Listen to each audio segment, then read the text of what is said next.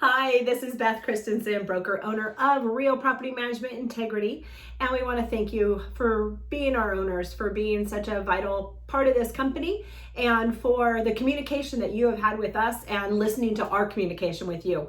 Our goal right now is just to keep you as informed as possible, and to let you know what we're doing, how we're doing it, and what changes are happening, because things are changing every day.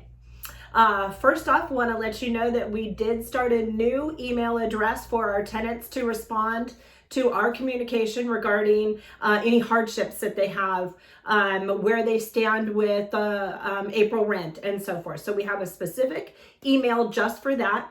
When they email in, we're going to email them back what we're looking for proof of their hardship.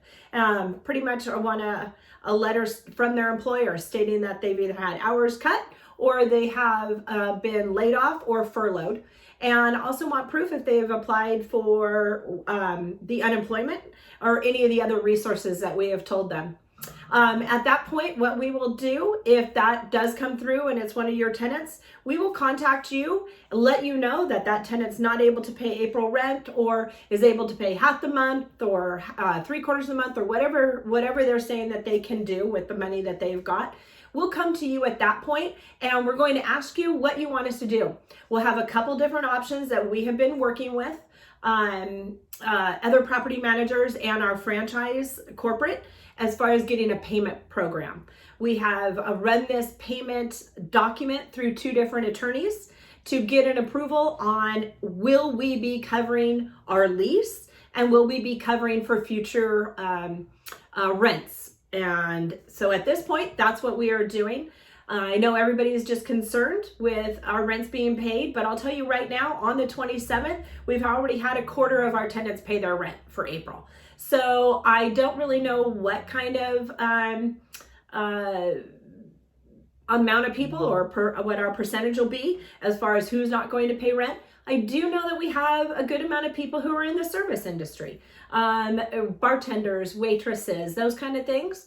So it'll be interesting to see where it all falls, but we are on top of it and we are having more communication with our tenants, behind the scenes, emails, texts, and of course video as well. So I wanted to let you know that we are working with the tenants on getting the rent, and we will come to you to figure out how you want us to proceed with rent collections.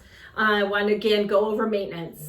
If there is an emergency, we are going out. We are not handling anything that is considered not essential, okay? Because we just don't want our vendors in that situation where they could be exposed to something, and same with our tenants. So wanted to let you know that we are doing that.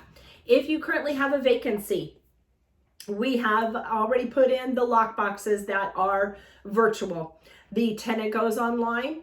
Again, I think I explained this last time, but puts in their credit card, driver's license, all their information. The code box will give them a code, tell us who they are, give us all their telephone number, email, all that. And then they view the home, put the key back in, lock it up, and leave. We are still having new tenants come in. So we're still having showings, and still good quality tenants are coming and seeing our properties. We do drive by our properties. We do check on all of our properties at this time. So just want you to know that we are actively protecting your investment. So we are not going to show occupied properties right now. So if your tenant has given notice that they are going to leave and hasn't rescinded that notice, we are not going to show the home until it's vacant.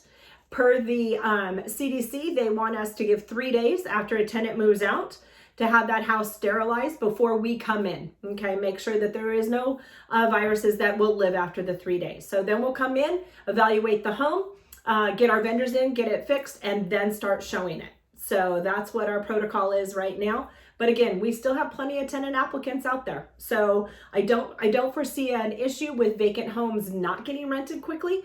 I think that we still have a high demand of rentals and they will still be getting rented. We are doing our rent collection same as we always have. They can pay online, credit card, debit card, e-check. They can go to 7-Eleven and pay cash, or they can come here and drop it in our drop box.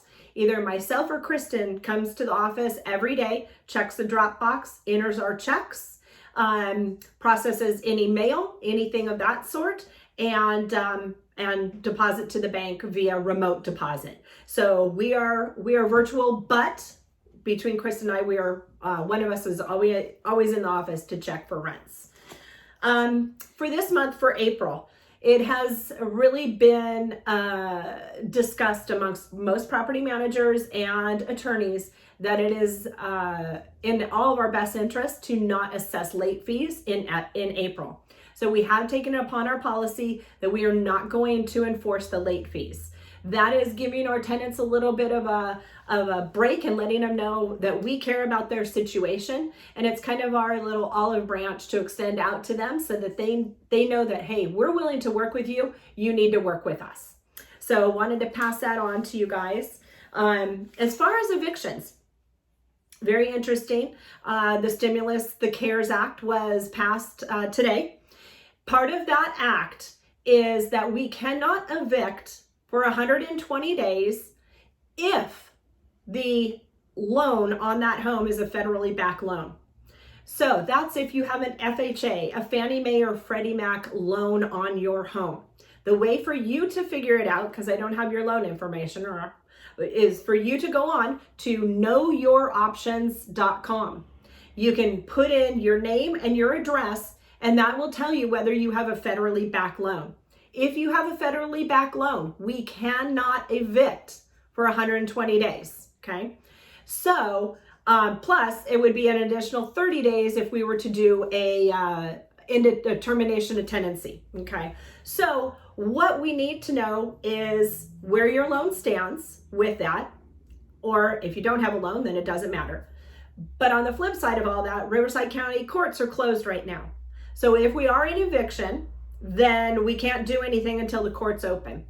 If the tenant has not paid and we don't have a payment agreement, or they have broken a payment agreement and we start evictions, we have to wait till the courts open. And at this moment, the courts have not given us any indication as to when they will open. We are hoping that it's once the stay is removed by the governor, but at this moment, we don't know. So we will keep you informed as soon as we know that the courts are going to open.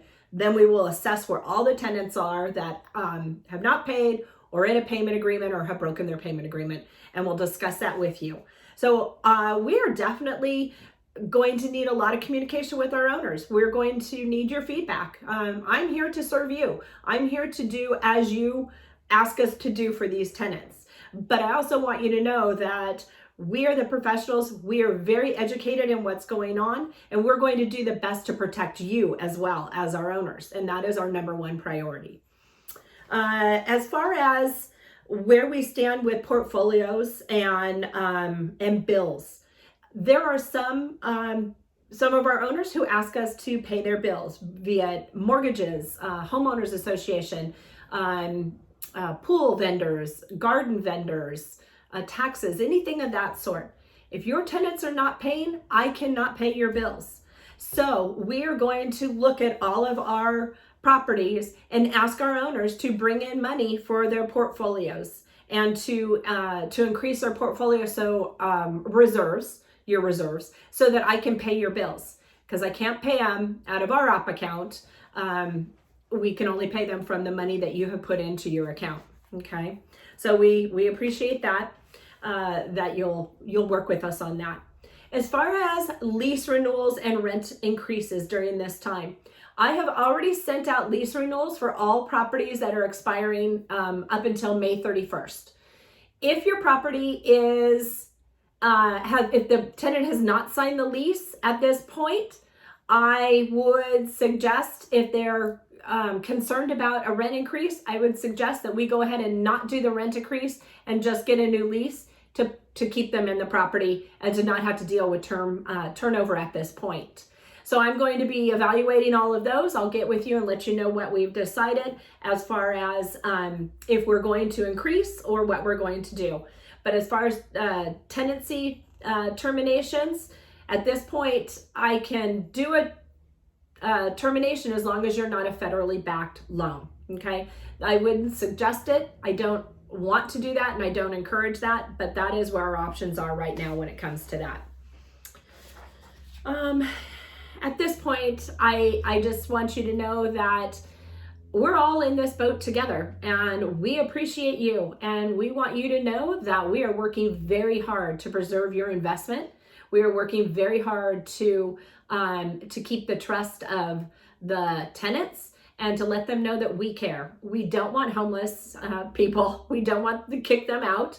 We want to make sure that they know that we care enough about them and their families.